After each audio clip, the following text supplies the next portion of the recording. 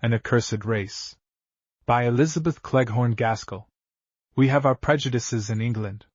Or, if that assertion offends any of my readers, I will modify it: we have had our prejudices in England.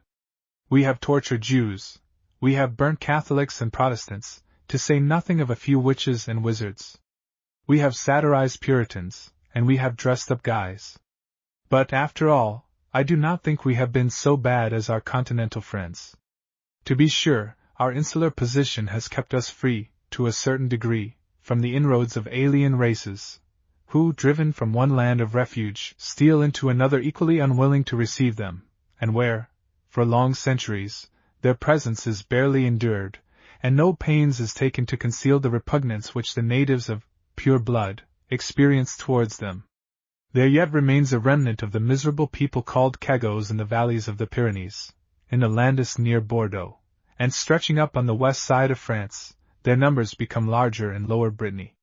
Even now, the origin of these families is a word of shame to them among their neighbors, although they are protected by the law, which confirmed them in the equal rights of citizens about the end of the last century. Before then they had lived, for hundreds of years, isolated from all those who boasted of pure blood, and they had been, all this time, oppressed by cruel local edicts. They were truly what they were popularly called, the Accursed Race. All distinct traces of their origin are lost. Even at the close of that period which we call the Middle Ages, this was a problem which no one could solve, and as the traces, which even then were faint and uncertain, have vanished away one by one, it is a complete mystery at the present day. Why they were accursed in the first instance, why isolated from their kind, no one knows. From the earliest accounts of their state that are yet remaining to us, it seems that the names which they gave each other were ignored by the population they lived amongst, who spoke of them as Crescia, or Cagots, just as we speak of animals by their generic names. Their houses or huts were always placed at some distance out of the villages of the country folk, who unwillingly called in the services of the Cagots as carpenters, or tilers, or slaters, trades which seemed appropriated by this unfortunate race, who were forbidden to occupy land, or to bear arms, the usual occupations of those times. They had some small right of pasturage on the common lands, and in the forests, but the number of their cattle and livestock was strictly limited by the earliest laws relating to the Cagots. They were forbidden by one act to have more than 20 sheep, a pig, a ram, and 6 geese. The pig was to be fattened and killed for winter food, the fleece of the sheep was to clothe them, but if the said sheep had lambs, they were forbidden to eat them. Their only privilege arising from this increase was, that they might choose out the strongest and finest in preference to keeping the old sheep. At Martinus the authorities of the commune came round, and counted over the stock of each Cagot. If he had more than his appointed number, they were forfeited. Half went to the commune, half to the baillie, or chief magistrate of the commune. The poor beasts were limited as to the amount of common which they might stray over in search of grass, while the cattle of the inhabitants of the commune might wander hither and thither in search of the sweetest herbage, the deepest shade, or the coolest pool in which to stand on the hot days, and lazily switch their dappled sides. The Cagot sheep and pig had to learn imaginary bounds, beyond which if they strayed, any one might snap them up, and kill them, reserving a part of the flesh for his own use, but graciously restoring the inferior parts to their original owner. Any damage done by the sheep was, however, fairly appraised, and the Cagot paid no more for it than any other man would have done. Did a Cagot leave his poor cabin, and venture into the towns, even to render services required of him in the way of his trade, he was bidden, by all the municipal laws, to stand by and remember his rude old state. In all the towns and villages, the large districts extending on both sides of the Pyrenees, in all that part of Spain, they were forbidden to buy or sell anything eatable, to walk in the middle, esteemed the better, part of the streets, to come within the gates before sunrise, or to be found after sunset within the walls of the town. But still, as the Cagots were good-looking men, and although they bore certain natural marks of their caste, of which I shall speak by and by, were not easily distinguished by casual passers-by from other men, they were compelled to wear some distinctive peculiarity which should arrest the eye, and, in the greater number of towns, It was decreed that the outward sign of a cago should be a piece of red cloth sewed conspicuously on the front of his dress. In other towns, the mark of cagatary was the foot of a duck or a goose hung over their left shoulder, so as to be seen by any one meeting them.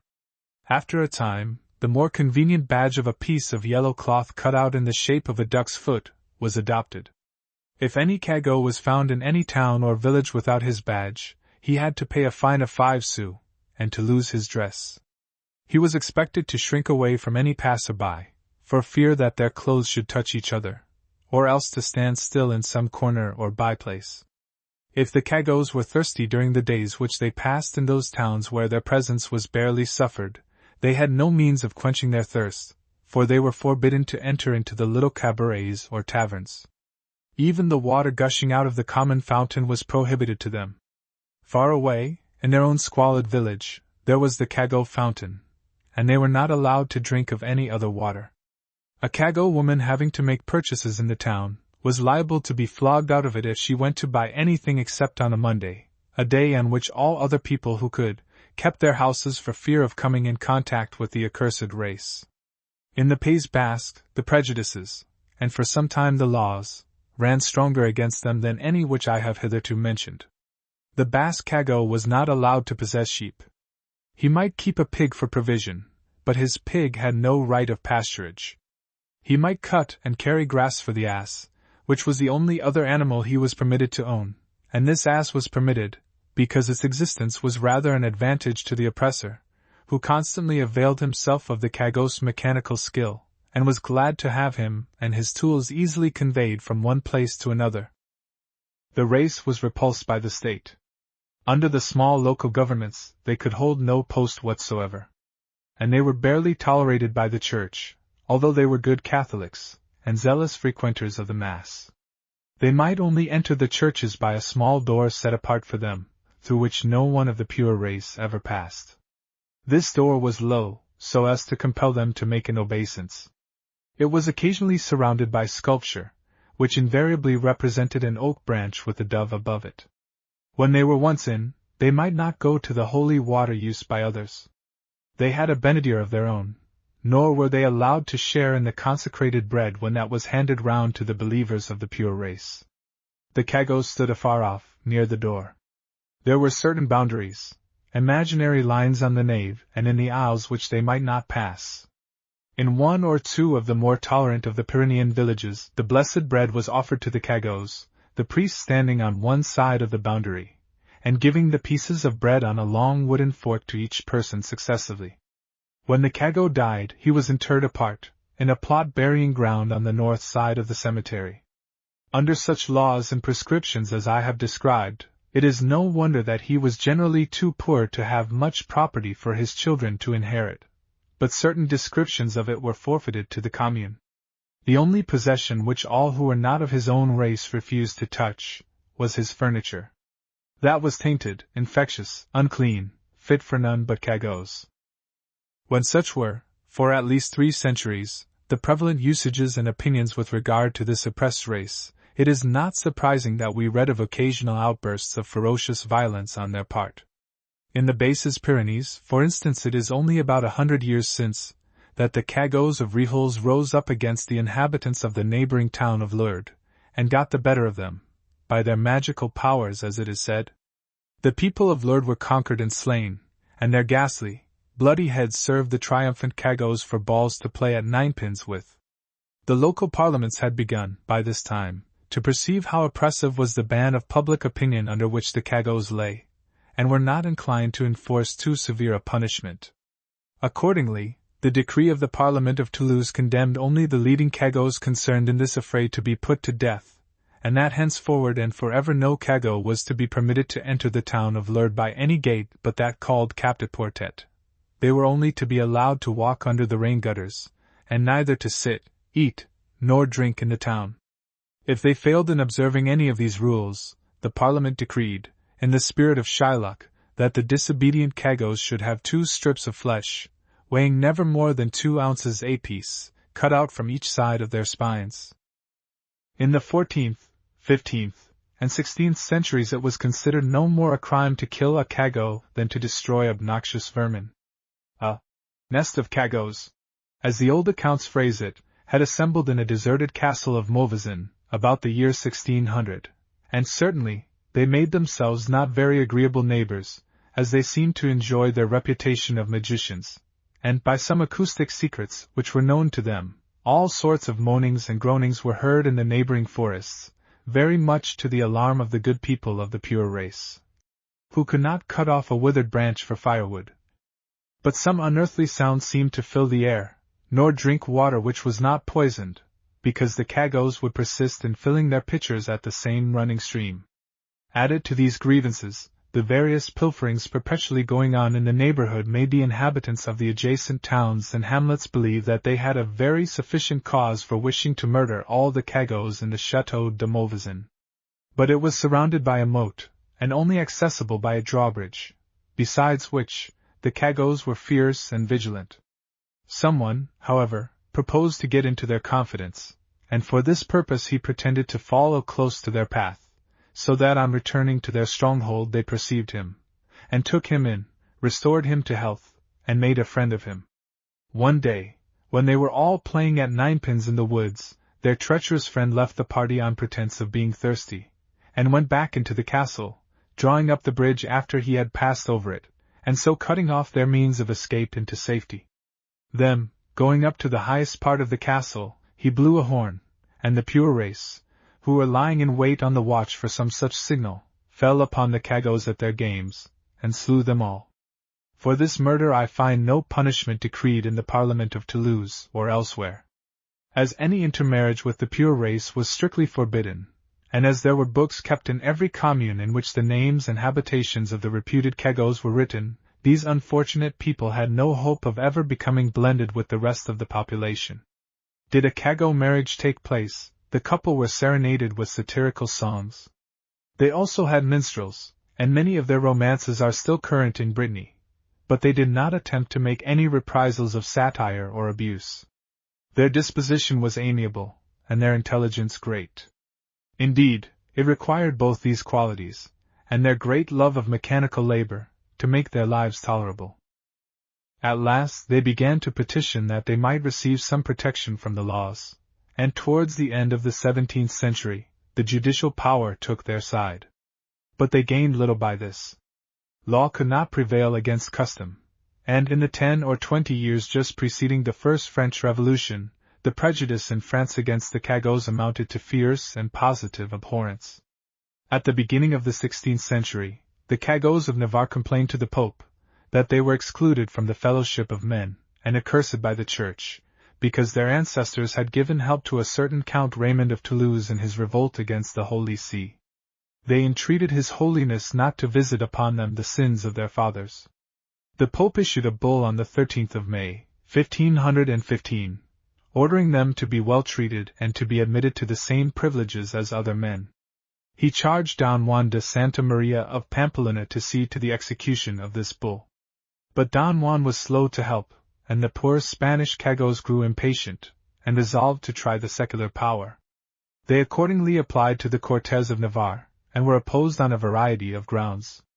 First, it was stated that their ancestors had had nothing to do with Raymond Count of Toulouse, or with any such knightly personage, that they were in fact descendants of Gehazi, servant of Elisha, 2nd Book of Kings, 5th chapter, 27th verse, who had been accursed by his master for his fraud upon Naaman, and doomed, he and his descendants, to be lepers forevermore. Named Cagots or Gehazites. What can be more clear? And if that is not enough, and you tell us that the Cagots are not lepers now, we reply that there are two kinds of leprosy, one perceptible and the other imperceptible, even to the person suffering from it. Besides, it is the country talk, that where the Cagot treads, the grass withers, proving the unnatural heat of his body. Many credible and trustworthy witnesses will also tell you that, if a Cagot holds a freshly gathered apple in his hand, it will shrivel and wither up in an hour's time as much as if it had been kept for a whole winter in a dry room. They are born with tails, although the parents are cunning enough to pinch them off immediately. Do you doubt this? If it is not true, why do the children of the pure race delight in sewing on sheep's tails to the dress of any Cago who is so absorbed in his work as not to perceive them? And their bodily smell is so horrible and detestable that it shows that they must be heretics of some vile and pernicious description, for do we not read of the incense of good workers, and the fragrance of holiness? Such were literally the arguments by which the Cagos were thrown back into a worse position than ever, as far as regarded their rights as citizens. The Pope insisted that they should receive all their ecclesiastical privileges. The Spanish priests said nothing, but tacitly refused to allow the Cagos to mingle with the rest of the faithful, either dead or alive. The Accursed Race obtained laws in their favor from the Emperor Charles V, which, however, there was no one to carry into effect. As a sort of revenge for their want of submission, and for their impertinence in daring to complain, their tools were all taken away from them by the local authorities. An old man and all his family died of starvation, being no longer allowed to fish. They could not emigrate. Even to remove their poor mud habitations, from one spot to another, excited anger and suspicion. To be sure, in 1695, the Spanish government ordered the alcaldes to search out all the Cagos, and to expel them before 2 months had expired, under pain of having 50 ducats to pay for every Cago remaining in Spain at the expiration of that time. The inhabitants of the villages rose up and flogged out any of the miserable race who might be in their neighborhood, but the French were on their guard against this enforced eruption, and refused to permit them to enter France. Numbers were hunted up into the inhospitable Pyrenees, and there died of starvation, or became a prey to wild beasts. They were obliged to wear both gloves and shoes when they were thus put to flight, otherwise the stones and herbage they trod upon and the balustrades of the bridges that they handled in crossing, would, according to popular belief, have become poisonous. And all this time, there was nothing remarkable or disgusting in the outward appearance of this unfortunate people. There was nothing about them to countenance the idea of their being lepers, the most natural mode of accounting for the abhorrence in which they were held. They were repeatedly examined by learned doctors, whose experiments, although singular and rude, appear to have been made in a spirit of humanity. For instance, the surgeons of the King of Navarre, in 1600, bled 22 Cagos, in order to examine and analyze their blood. They were young and healthy people of both sexes, and the doctor seemed to have expected that they should have been able to extract some new kind of salt from their blood which might account for the wonderful heat of their bodies. But their blood was just like that of other people. Some of these medical men have left us a description of the general appearance of this unfortunate race, at a time when they were more numerous and less intermixed than they are now. The families existing in the south and west of France, who are reputed to be of Cago descent at this day, are, like their ancestors, tall, largely made, and powerful in frame, fair and ruddy in complexion, with grey-blue eyes, in which some observers see a pensive heaviness of look. Their lips are thick, but well-formed. Some of the reports name their sad expression of countenance with surprise and suspicion.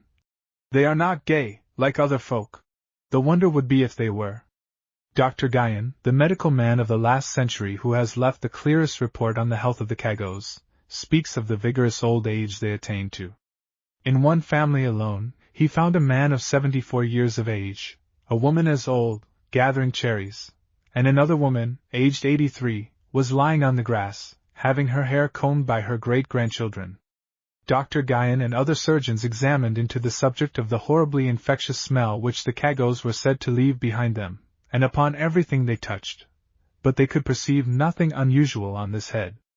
They also examined their ears, which according to common belief, a belief existing to this day, were differently shaped from those of other people, being round and gristly, without the lobe of flesh into which the earring is inserted.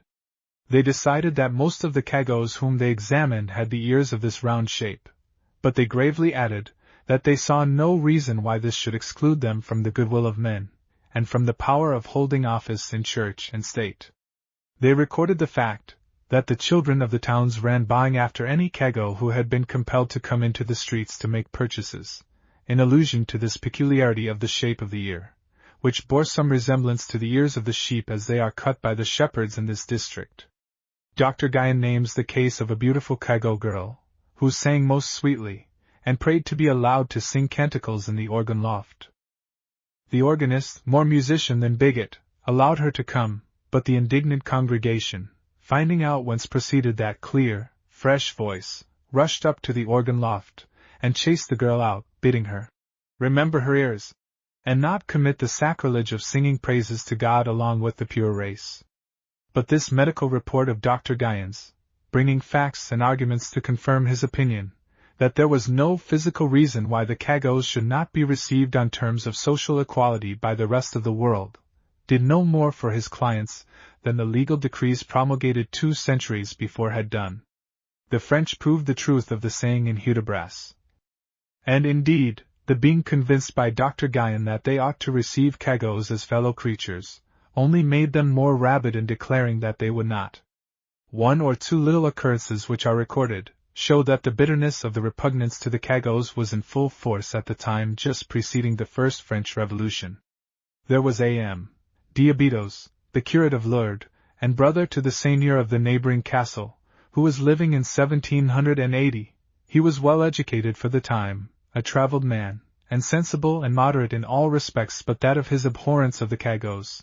He would insult them from the very altar, calling out to them, as they stood afar off, "Oh, ye Cagos, damned for evermore!" One day, a half-blind Cagos stumbled and touched the censer borne before this Abbé de Lourdes. He was immediately turned out of the church, and forbidden ever to re-enter it. One does not know how to account for the fact that the very brother of this bigoted abbé, the seigneur of the village, went and married a Cago girl. But so it was, and the abbé brought a legal process against him, and had his estates taken from him, solely on account of his marriage, which reduced him to the condition of a Cago, against whom the old law was still in force. The descendants of this Seigneur de Lourdes are simple peasants at this very day, working on the lands which belonged to their grandfather. This prejudice against mixed marriages remained prevalent until very lately. The tradition of the Cago descent lingered among the people, long after the laws against the accursed race were abolished. A Breton girl, within the last few years, having 2 lovers each of reputed Cago descent, employed a notary to examine their pedigrees, and see which of the 2 had least Cago in him, and to that one she gave her hand. In Brittany the prejudice seems to have been more virulent than anywhere else. Emile Sylvestre records proofs of the hatred borne to them in Brittany so recently as in 1835. Just lately a baker at Hennebon, having married a girl of Cago descent, lost all his custom. The godfather and godmother of a Cago child became Cagos themselves by the Breton laws, unless, indeed, the poor little baby died before attaining a certain number of days. They had to eat the butcher's meat condemned as unhealthy, but for some unknown reason, they were considered to have a right to every cut loaf turned upside down, with its cut side towards the door, and might enter any house in which they saw a loaf in this position, and carry it away with them. About 30 years ago, there was the skeleton of a hand hanging up as an offering in a Breton church near Quimperle, and the tradition was that it was the hand of a rich Cago who had dared to take holy water out of the usual benedier, sometime at the beginning of the reign of Louis XVI, which an old soldier witnessing, he lay in wait, and the next time the offender approached the benedier he cut off his hand, and hung it up, dripping with blood, as an offering to the patron saint of the church. The poor Cagos in Brittany petitioned against their opprobrious name, and begged to be distinguished by the appellation of malandrins. To English ears one is much the same as the other, as either conveys any meaning, but to this day, the descendants of the Cagos do not like to have this name applied to them, preferring that of malandrin. The French Cagos tried to destroy all the records of their pariah descent, in the commotions of 1789, but if writings have disappeared, the tradition yet remains, and points out such and such a family as Cago, or Malandrin, or Oiselier, according to the old terms of abhorrence. There are various ways in which learned men have attempted to account for the universal repugnance in which this well-made, powerful race are held. Some say that the antipathy to them took its rise in the days when leprosy was a dreadfully prevalent disease, and that the Cagos are more liable than any other men to a kind of skin disease, not precisely leprosy, but resembling it in some of its symptoms, such as dead whiteness of complexion, and swellings of the face and extremities. There was also some resemblance to the ancient Jewish custom in respect to lepers, in the habit of the people, who on meeting a Cago called out, "Kagodi? Kagodi?" to which they were bound to reply, "Perlut! Perlut!" Leprosy is not properly an infectious complaint, in spite of the horror in which the Cago furniture, and the cloth woven by them, are held in some places. The disorder is hereditary, and hence, say this body of wise men, who have troubled themselves to account for the origin of cagatary, the reasonableness and the justice of preventing any mixed marriages, by which this terrible tendency to leprous complaints might be spread far and wide. Another authority says that though the Cagos are fine-looking men, hard-working, and good mechanics, yet they bear in their faces, and show in their actions, reasons for the detestation in which they are held. Their glance, if you meet it, is the jetatura, or evil eye, and they are spiteful, and cruel, and deceitful above all other men. All these qualities they derive from their ancestor Gehazi, the servant of Elisha, together with their tendency to leprosy. Again, it is said that they are descended from the Aryan Goths who were permitted to live in certain places in Guyenne and Languedoc, after their defeat by King Clovis, on condition that they abjured their heresy, and kept themselves separate from all other men forever. The principal reason alleged in support of this supposition of their Gothic descent is the specious one of derivation, Chiens Goths, Kens Gets, Cagos, equivalent to dogs of Goths. Again, they were thought to be Saracens, coming from Syria. In confirmation of this idea, was the belief that all Cagos were possessed by a horrible smell. The Lombards, also, were an unfragrant race, or so reputed among the Italians, witness Pope Stephen's letter to Charlemagne, dissuading him from marrying Bertha, daughter of Didier, king of Lombardy. The Lombards boasted of Eastern descent, and were noisome. The Cagos were noisome, and therefore must be of Eastern descent. What could be clearer? In addition, there was the proof to be derived from the name Cago, which those maintaining the opinion of their Saracen descent held to be Chiens, or chasseurs de Goths, because the Saracens chased the Goths out of Spain. Moreover, the Saracens were originally Mahometans, and as such obliged to bathe 7 times a day, whence the badge of the duck's foot. A duck was a water bird, Mahometans bathed in the water. Proof upon proof. In Brittany the common idea was, they were of Jewish descent. Their unpleasant smell was again pressed into service. The Jews, it was well known, had this physical infirmity, which might be cured either by bathing in a certain fountain in Egypt, which was a long way from Brittany, or by anointing themselves with the blood of a Christian child. Blood gushed out of the body of every Cago on Good Friday. No wonder, if they were of Jewish descent. It was the only way of accounting for so portentous a fact. Again, the Cagos were capital carpenters, which gave the Bretons every reason to believe that their ancestors were the very Jews who made the cross. When first the tide of emigration set from Brittany to America, the oppressed Cagos crowded to the ports, seeking to go to some new country, where their race might be unknown. Here was another proof of their descent from Abraham and his nomadic people, and the 40 years wandering in the wilderness, and the wandering Jew himself, were pressed into the service to prove that the Cagos derived their restlessness and love of change from their ancestors, the Jews. The Jews, also, practiced arts magic, and the Cagos sold bags of wind to the Breton sailors, enchanted maidens to love them, maidens who never would have cared for them, unless they had been previously enchanted, made hollow rocks and trees give out strange and unearthly noises, and sold the magical herb called bon success. It is true enough that, in all the early acts of the 14th century, the same laws applied to Jews as to Cagos, and the appellations seem used indiscriminately, but their fair complexions, their remarkable devotion to all the ceremonies of the Catholic Church, and many other circumstances, conspire to forbid our believing them to be of Hebrew descent. Another very plausible idea is, that they are the descendants of unfortunate individuals afflicted with goiters, which is, even to this day, not an uncommon disorder in the gorges and valleys of the Pyrenees. Some have even derived the word goiter from Got, or Goth, but their name, Crestia, is not unlike Cretan, and the same symptoms of idiotism were not unusual among the Cagos, although sometimes, if old tradition is to be credited, their malady of the brain took rather the form of violent delirium, which attacked them at new and full moons. Then the workmen laid down their tools, and rushed off from their labor to play mad pranks up and down the country. Perpetual motion was required to alleviate the agony of fury that seized upon the Cagots at such times. In this desire for rapid movement, the attack resembled the Neapolitan tarantella, while in the mad deeds they performed during such attacks, they were not unlike the northern berserker.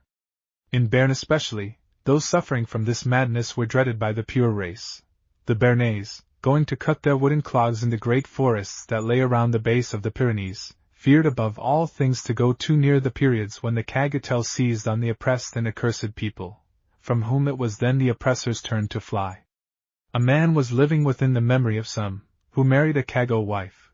He used to beat her right soundly when he saw the first symptoms of the Cagotel, and, having reduced her to a wholesome state of exhaustion and insensibility, he locked her up until the moon had altered her shape in the heavens.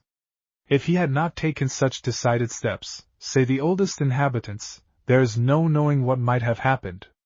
From the 13th to the end of the 19th century, there are facts enough to prove the universal abhorrence in which this unfortunate race was held, whether called Cagots, or Gehettes in Pyrenean districts, Cacots in Brittany, or Yaqueros Asturias. The great French Revolution brought some good out of its fermentation of the people. The more intelligent among them tried to overcome the prejudice against the Cagots. In 1718, there was a famous cause tried at Biarritz relating to Cagot rights and privileges. There was a wealthy miller, Etienne Arnauld by name, of the race of Goths, Quagots, Visigoths, Ostrogoths, or Gehettes, as his people are described in the legal document.